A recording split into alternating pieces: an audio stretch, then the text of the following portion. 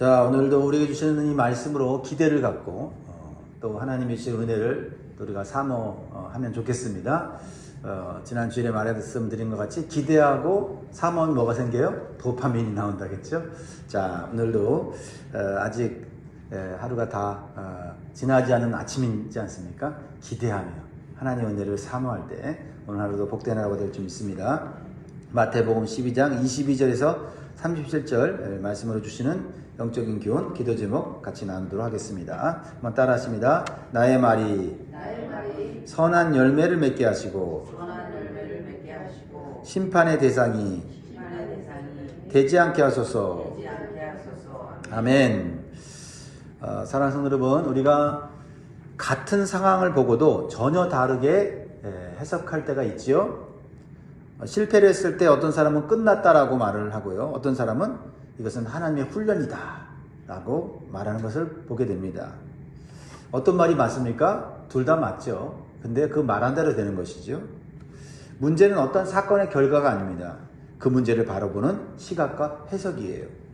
오늘 본문에도 같은 예수님이 행하신 기적을 보고 전혀 다르게 반응한 사람들이 등장합니다. 어떻게 이렇게 다를까 할 정도입니다. 어떤 사람은 예수님의 기적을 보고 그는 다윗의 자손 메시아가 아니냐, 이렇게 예수님의 기적을 보고 예수님이 누군지를 올바로 아는 거예요. 근데 어떤 사람은 정반대의 말을 합니다. 귀신의 힘으로 기적을 일으킨 게 아니냐. 누구 보고요? 예수님 보고요. 같은 기적, 같은 예수, 같은 현장에서 말하는 이 해석이 이렇게 다를 수 있다라는 것입니다. 오늘 우리는 이 질문 앞에 서야 합니다. 나는 예수님을 어떻게 보고 있는가? 나는 주님의 역사를 어떤 시각으로 해석하고 있는가라는 겁니다. 자, 첫 번째로 우리에게 주시는 교훈은 예수님은 부분 치료자가 아니라 전인적 구원자이십니다. 22절에 어떤 사건이 나옵니까? 22절 다시 보면 그때에 귀신 들려 눈 멀고 말 못하는 사람을 데리고 왔거늘 예수께서 고쳐주심에 그 말 못하는 사람이 말하며 보게 된지라. 무리가 다 놀라 이르되 이는 다윗의 자손이 아니냐라고 표현하고 있습니다. 자, 여기서 말 못하는 귀신 들린 자, 눈 멀고 벙어리가 된 자는 어떤 상태입니까? 단순한 질병이 아닙니다. 이거는 귀신 들리고 보지 못하고 말하지 못하는 이것은 육적, 영적, 사회적 질병을 가진 총체적인 문제인 것을 보여주고 있어요. 즉 이것은 육체적인 문제, 정신적인 문제, 영적인 문제, 사회적 고립과 불통의 문제를 가진 이 시대를 보여주는 상징이에요. 우리가 사는 이 세상 얼마나 정말 수많은 질병과 고통과 또 불의와 또 여러 가지 불통과, 그렇죠? 복잡하고 혼란한 시대를 살고 있습니까? 이것을 누가 고칩니까? 부분적으로 고친다고 하는 전문가들이 얼마나 많이 있습니까? 근데 부분적으로 고쳐서 그게 고쳐집니까? 이게 고쳐지면 저게 문제고 이게 고쳐지면 더 큰 문제가 생기는 것이 이 세상의 모습 아닙니까? 그런데 예수님은 그 총체적 문제를 가진 사람을 단번에 고치셨다는 거예요. 완벽하게 고치셨다라는 겁니다. 그러니까 예수님이 우리의 소망일 수밖에 없어요. 그러니까 예수님에 대해서 어떠한 반응을 하느냐, 예수님이 어떤 분인지를 우리가 아느냐, 그것이 우리의 삶의 소망이고 힘이고 지혜인 줄 믿습니다. 예수님은 몸의 부분적인 치료가 아니라 전인적인 치료를 해주시는 분이십니다. 즉 구원자이시죠. 구원자이십니다. 근데 많은 사람들이 예수님을 특정 부분을 해결해주는 해결사로만 생각을 합니다. 주님, 이것만 고쳐주세요. 이것만 고쳐주시면 내 인생은 행복할 것 같습니다. 정말 그럴까요? 예수님, 이 문제만 해결해주세요. 그러면 나는 이제 모든 것이 부족함이 없습니다. 정말 그럴까요?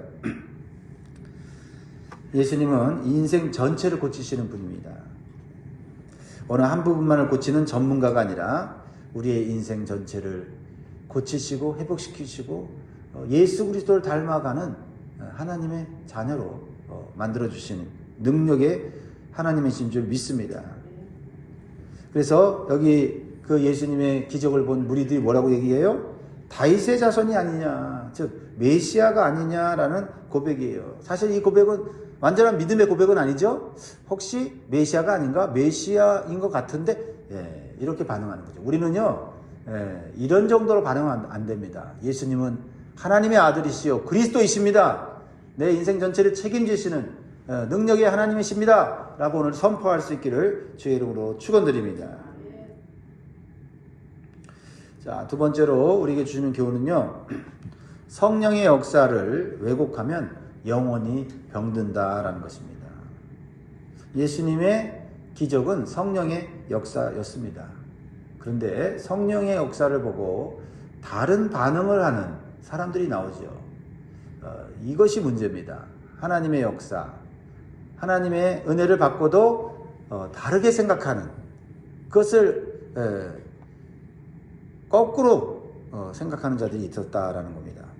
자, 24절 말씀 같이 있습니다. 시작. 바리새인들은 듣고 이르되 이가 귀신의 왕 바알세불을 힘입지 않고는 귀신을 쫓아내지 못하리라 하거늘. 바리새인들은 예수님이 행하신 기적을 부정하고 싶었습니다. 왜냐하면 자신들의 자존심과 자신들의 고집 때문에 인정하고 싶어 하지 않았다는 겁니다. 근본적으로 이렇게 우리의 잘못된 자존심, 잘못된 고집 때문에 하나님의 역사를 귀신의 역사로 바꿔버리는 이런 어리석음을 행할 수 있다는 것입니다. 사랑하는 성도 여러분, 오늘도 마찬가지입니다. 하나님께서 주신 은혜가 얼마나 큽니까? 하나님 은혜로 우리가 살아가고 있지 않습니까? 또 하나님이 하신 놀라운 우리 가운데 역사하시는 문제 해결의 역사들이 있습니다. 우리가 기도해서 문제 해결이 되는 경우도 있지만 많은 경우에 기도하지 않았음에도 불구하고 하나님이 우리를 불쌍히 여기셔서 하나님의 기적을 베풀어 주시고 놀라운 하나님의 능력을 우리에게 허락하십니다. 그럼에도 불구하고 뭐라고 얘기하죠? 시간이 지나면 운이 좋아서 우연히 일어난 일이지 내가 잘해서 한 것이지 라고 생각을 바꿀 때가 있다는 겁니다. 하나님의 은혜를 주셨는데도 그것을 은혜로 인정하지 않으면 그 영혼은 점점 병들어가요. 하나님을 볼 수가 없습니다.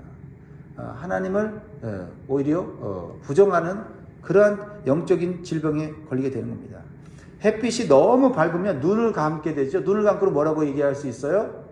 해가 없다라고 말할 수 있죠. 눈을 감으니까 해가 안 보이는 거예요. 근데 그것은 어리석은 거 아닙니까? 하나님의 은혜를 무시하면 마음이 어두워집니다. 그래서 마음이 어두워지면 성령의 역사를 깨닫지도 못하고 무시하거나 비난을 하는 겁니다. 여러분, 예수님 믿는다고 교회 열심히 다니다 어느 날 어떤 잘못된 어둠의 사상이 들어가서 완전히 달라지는 사람들 보죠. 그렇죠? 교회를 바라보면서 뭐 하나 잘못이 드러나면 그것을 비판하는데 정말 악의적으로 비판하는 자들이 있지 않습니까? 하나님의 선한 일들을 할 때 그 선한 일들을 좋은 시각으로 보지 않고 그것을 고깝게 여기고 그것을 뭔가 잘못된 동기로 가는 것처럼 그렇게 말하는 사람들이 있지 않습니까? 왜 그래요? 현상이 아니라 그 마음속에 어두움이 가득하게 들어왔기 때문에 그렇다라는 것입니다. 그래서 하나님의 은혜를 무시하면 우리는 점점 영혼이 병든다는 사실을 다시 한번 기억하시기 바랍니다. 성령의 역사를 귀신의 역사로 단정짓는 자들에게 예수님은 이렇게 말씀하십니다. 사탄이 자기 나라를 무너뜨리겠느냐 하면서 예수님이 논리적으로 말씀하세요. 25절 보세요. 예수께서 그들의 생각을 하시고 이르시되 스스로 분쟁하는 나라마다 황폐하여질 것이요 스스로 분쟁하는 동네나 집마다 서지 못하리라. 26절 같이 있습니다. 만일 사탄이 사탄을 쫓아내면 스스로 분쟁하는 것이니 그리하고야 어떻게 그의 나라가 서겠느냐. 그러면서 예수님은 이 바리새인들의 이중적인 모습을 지적하면서 깨우쳐 주시죠. 27절 또 내가 바알세불을 힘입어 귀신을 쫓아내면 너희 아들들은 누구를 힘입어 쫓아내느냐. 그러므로 그들이 너희의 재판관이 되리라. 정말 인간이 이렇게 마음이 꼬부라지고 영혼이 병들면 스스로 모순에 빠져요. 예수님 보고 귀신의 힘, 귀신의 왕인 바알세불의 힘을 얻어서 귀신을 쫓아냈다 그러니까 예수님 뭐라고 말씀하세요? 귀신의 왕을 힘입어서 귀신을 쫓아내면 그 나라가 어떻게 서겠느냐? 귀신들끼리 서로 쫓아내면 그게 온전히 서겠느냐? 논리적으로 맞지 않다. 그러면서 한 방을 예수님이 먹이십니다. 뭐예요? 그러면 너희의 아들들, 너희의 그런 그 추종자들은 귀신 쫓아낼 때 그러면 그들도 귀신의 왕의 힘을 입어서 쫓아내는 것이냐? 그럼 너희들도 귀신의 힘을 믿는 것이냐? 귀신의 종이냐? 이렇게 예수님이 말씀하시는 거예요. 할 말이 없지요. 하나님의 역사를 성령의 역사로 볼 수 있는 눈이 있기를 주의 이름으로 축복합니다. 성령의 역사를 올바로 성령의 역사라고 말하고 믿을 수 있는 그 마음이 바로 하나님 나라다, 천국이다 말씀하세요. 28절 그러나 내가 하나님의 성령을 힘입어 귀신을 쫓아내는 것이면 하나님의 나라가 이미 너희에게 임하였느니라. 그렇습니다. 예수님이 사탄의 힘을 빌리신 것이 아니라 오히려 성령의 힘으로 귀신을 쫓아내고 귀신의 왕인 사탄을 결박하고 물리치신 줄 믿습니다. 그래서 29절에 이런 비유를 말하는 거예요. 같이 읽습니다. 시작. 사람이 먼저 강한 자를 결박하지 않고서야 어떻게 그 강한 자의 집에 들어가 그 세간을 강탈하겠느냐? 결박한 후에야 그 집을 강탈하리라. 그래서 강한 자를 결박했다는데 이 강한 자는 누굴까요? 사탄이죠.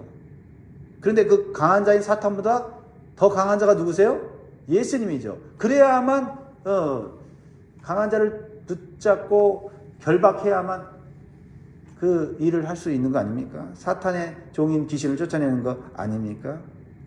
이 말씀은 예수님께서 십자가로 죽음의 권세인 사탄을 물리치신 것을 말씀하시는 거예요. 그래서 요한일서 3장 8절에 보면 죄를 짓는 자는 마귀에게 속하나니 마귀는 처음부터 범죄함이라. 하나님의 아들이 나타나신 것은 마귀를 멸하려 하심이라. 할렐루야. 여러분, 우리가 예수님을 올바로 알고 예수님의 능력을 우리가 인정할 때 사탄은 물러가는 줄 믿습니다. 우리의 힘으로 사탄을 이기는 게 아니에요. 귀신을 물리치는 게 아닙니다. 예수님의 이름으로, 예수님을 올바로 알므로 쫓아낼 수 있는 것입니다. 여러분, 우리는요 전쟁의 승리를 위해서 싸우는 군인이 아닙니다. 이미 승리한 전쟁을 맛보기 위해서 싸우는 하늘의 군대인 줄 믿습니다. 그러므로 우리는요 예수님 편에 서야 됩니다. 예수님 편에 서야 승리할 수 있고 최종 승리를 맛보게 되는 것입니다. 여러분, 아무리 사람이 죽어도 사람 편에 서서 우리는 살아가면 안 됩니다. 오직 주님 편에 서서 살아가야 돼요.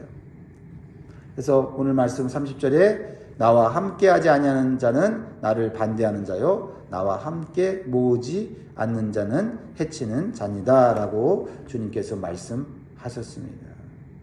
사랑하는 성도 여러분, 우린 바리새인의 어리석음을 경계해야 됩니다. 기적을 보고도 잘못된 시각으로 말하고 어둠 속에 스스로 자신을 가두어서는 안 됩니다. 우리의 삶에 일어나는 작은 은혜들을요 어쩌다 보니 일어난 일이라고 치부해서는 안 됩니다. 내 노력의 결과다라고 착각해서는 안 된다라는 겁니다. 여러분, 은혜를 은혜로 인정할 수 있는 그런 깨끗한 마음, 정직한 마음, 거룩한 마음 갖기를 주의 이름으로 축원드립니다. 세 번째로 우리에게 주시는 교훈은요, 성령을 모독하는 죄는 사함받지 못합니다. 성령을 모독하는 죄는 사함받지 못한다. 죄는 사함을 받는 죄가 있고요, 사함받지 못하는 죄가 있습니다. 예수님이 그 기준을 말씀하세요. 자, 32절 봅니다. 시작. 그러므로 내가 너희에게 이르노니 사람에 대한 모든 죄와 모독은 사하심을 얻되 성령을 모독하는 것은 사하심을 얻지 못하겠고 또 누구든지 말로 인자를 거역하면 사하심을 얻되 누구든지 말로 성령을 거역하면 이 세상과 오는 세상에서도 사함을 얻지 못하리라. 이 구절 때문에 많은 성도들이 두려워합니다. 그러나 핵심은 이것입니다. 성령 회방죄는 실수가 아니라는 거예요. 용서받지 못하는 죄는 실수가 아니라는 겁니다. 성령의 역사를 의도적으로 거부하고 부정하는 겁니다. 알면서도 자신의 욕망과 쾌락과 유익을 위해서 계속해서 거절하는 마음의 상태, 즉 마음에 강박하여진 상태, 양심이 마비된 상태를 말하는 거예요. 그래서 마음이 강박하여져서 죄를 인정하지도 회개할 수 없는 마음 상태를 말하는 거예요. 여기까지 가면 안 된다라는 걸 주님 말씀하시는 겁니다. 우리의 마음이요, 선해지면 한없이 선해지는데요, 악해지면 끝없이 악해져요. 우리의 마음이 그래요. 우리의 마음, 인간의 마음. 그래서 우리는 우리의 마음과 생각을 무엇으로 채우느냐가 중요하죠. 오늘 하루 우리는 무엇을 채웁니까? 말씀으로 채우고 기도로 채워야 될 줄 믿습니다. 우리의 마음이 어느 순간에 딱딱해지고 우리의 마음이 어느 순간에 마비되어지는 때가 올 수 있다라는 거죠. 그러므로 우리는 우리의 마음이 완악해지지 않도록 우리는 날마다 경계하고 기도해야 돼요. 잠언 28장 14절에 항상 경외하는 자는 복되거니와 마음을 완악하게 하는 자는 재앙에 빠지리라. 성령 해방죄가 뭘까? 두려워 떨며 살기보다는 먼저 나의 마음밭이 어떠한가를 살펴보면 되는 거예요. 마음을 살펴보는 자는 결코 우리가 악한 말을 우리가 하지 않습니다. 또 나도 모르게 악한 말이 나왔다 하더라도 바로 회개하고 하나님 앞에 우리의 마음을 깨끗하게 하고 주님의 보혈로 정결케 하고 성령의 불로 태워달라고 하는 그러한 기도를 하게 된다라는 것입니다. 여러분, 우리는 성령의 세밀한 음성을 듣고 우리는 그 음성에 민감해야 할 줄 믿습니다. 좋은 나무에서 좋은 열매가 맺히듯 우리 마음을 하나님 말씀으로 부드럽게 기경하는 일을 날마다 해야 돼요. 어제 내 마음이 부들부들했다고 해도 오늘 이 세상의 소리, 사람들의 말을 들으면 갑자기 마음이 경직되는 걸 우리가 느끼죠. 그렇죠? 그랬을 때 그 경직된 그 마음이 더 딱딱해지지 않도록 우리는 그걸 기경해야 돼. 그냥 기경해야 돼. 기경해서 부들부들하게 다시 만들어야 돼. 그건 누가 해야 돼요? 내가 해야 돼. 근데 사람들은 다른 사람이 그걸 해주기를 바래요. 내 마음이 경직됐다고 해서 그 사람 탓하면서 너 때문에 내 마음이 이렇게 굳어졌다고 얘기를 하죠. 그런데 맞는 말이지만 뭐예요? 그 마음에 굳어진 땅을 기경하는 건 누가 해야 돼요? 내가 해야 된다. 물론 다른 사람이 나를 위로하고 격려하면 좀 부들부들해지기도 하지만 그걸로 안 돼요. 우리 스스로 하나님의 말씀, 좋은 씨앗이 들어갈 수 있는 이 마음밭을 기경해야 한다라는 것입니다. 우리의 책임이다. 우리가 해야 될 영적인 일이다라는 겁니다. 우리가 하나님을 위해서 많은 일을 하는 것도 중요하지만 그 일을 하는 가운데 마음이 점점 굳어지는 사람들이 있지 않습니까? 하나님의 일을 하기 전에 또 일을 한 후에 우리는 마음을 살펴봐야 돼요. 그래서 마음이 부들부들해질 수 있도록 우리는 말씀과 기도로 성령님을 의지해서 우리의 마음밭을 기경해야 될 줄 믿습니다. 오늘 마지막으로 주시는 교훈이 뭐냐면요, 내가 하는 말은 인생의 열매이자 심판의 기준이다라는 거예요. 우리 입에서 나오는 말이 이렇게 중요하다고 주님 말씀하시는 거예요. 자, 예수님께서는 나무와 그 열매의 비유를 통해서 우리 신앙의 본질을 깨닫게 하시지요. 열매를 보면 그 나무가 좋은지 나쁜지 알 수 있듯이 한 사람의 영적 상태는 그가 내뱉는 말을 통해서 고스란히 나타난다라는 것입니다. 자, 33절 보세요. 나무도 좋고 열매도 좋다 하든지 나무도 좋지 않고 열매도 좋지 않다 하든지 하라. 그 열매로 나무를 아느니라. 34절 바리새인들을 향해서 이렇게 말합니다. 마음이 강팍한 자들에게 이렇게 말씀하세요. 같이 읽습니다. 시작. 독사의 자식들아, 너희는 악하니 어떻게 선한 말을 할 수 있느냐? 이는 마음에 가득한 것을 입으로 말함이니라. 선한 사람은 그 쌓은 선에서 선한 것을 내고 악한 사람은 그 쌓은 악에서 악한 것을 내느니라. 그래서 여러분, 부정적인 말을 하는 사람은요, 사실은 입에서 나오는 말 자체보다는 이미 마음속에 뭐예요? 부정적인 생각이 이미 가득 차 있는 거예요. 그러니까 그게 순간순간 모든 사건, 상황을 보면서 부정적인 말이 나오는 겁니다. 우리 안에 긍정적인 생각, 너그러운 생각, 그렇죠? 주님의 생각이 들어가면요, 우리의 말에 뭐예요? 은혜가 있고, 그렇죠? 덕이 있고, 또 그 말로 인하여서 사람들이 행복을 느끼게 된다라는 겁니다. 그러니까 입에서 나오는 이 말이 우리의 인격을 증명하는 거고, 우리의 신앙을 증명하는 것이다라는 것이죠. 수도관에서 녹물이 나온다면 그것은 수도꼭지가 문제가 아니라 뭐가 문제예요?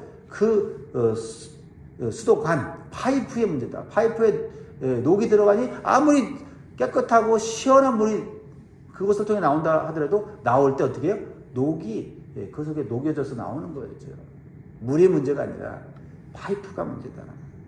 내 몸에 내 영혼의 내 마음의 파이프, 이 파이프를 우리가 점검해야 한다라는 것입니다. 내 입술에 불평과 험담이 가득하다면 그것은 입술의 문제가 아니라 내 마음이 병들어 썩어 있으니까 썩은 말이 나오는 것입니다. 반대로 감사의 고백이 나온다면 내 안에 뭐예요? 하나님의 은혜를 깨닫는 그러한 생각이, 그러한 정신이 우리 안에 가득 차 있는 것이에요. 그렇습니다. 사랑하는 성도 여러분, 오늘 이 말씀은 우리를 정죄하여 두려움에 빠뜨리려는 말씀이 아닙니다. 우리 입술의 주권을 주님께 맡기라는 복음의 초대인 줄 믿습니다. 예수 그리스도의 십자가 은혜가 우리 마음을 씻어낼 때 우리의 입술도 비로소 깨끗하게 태어날 수 있는 줄 믿습니다. 그래서 우리가 구원받을 때 어떻게 구원받는다고 그래요? 예수님이 나의 구세주이심을 믿을 뿐만 아니라 입으로 고백할 뿐만 아니라 마음으로 시인하는 거죠. 그러니까 마음과 입이 하나가 돼야 돼. 할렐루야. 네. 나 마음은 안 그런데 입이 자꾸 그런 말을 해. 사실 그 모순된 거예요.